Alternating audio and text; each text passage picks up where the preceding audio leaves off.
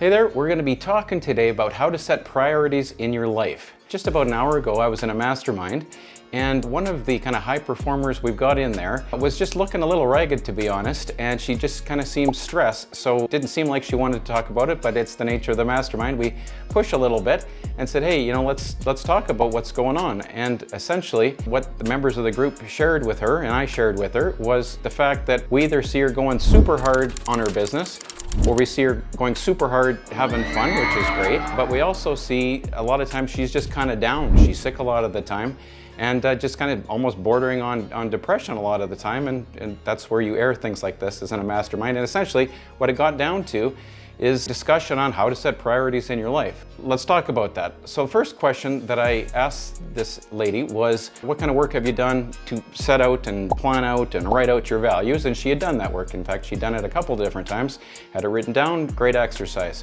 I also asked about, what about your goals? Are those, in terms of personal and professional, are those mapped out? And just due to the nature of this particular individual, yeah, that was all dialed in, and she had done that work and it was in writing. And by the way, if you do need help on the value side of things, you want to write those out, or you want some help doing some goals, I've got a couple other videos that you can see here and here that'll help you with that.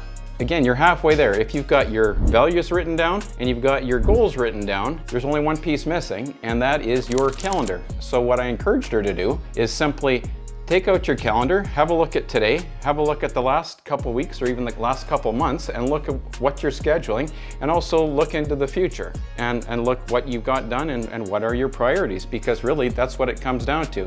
One way to look at for priorities is how are you spending your money, and the other way is to look at how are you spending your time. So getting back to you and how can you set priorities in your life, what I encourage you to do and challenge you to do is the exact same thing. And there's three things that you're looking for when you're looking at your calendar.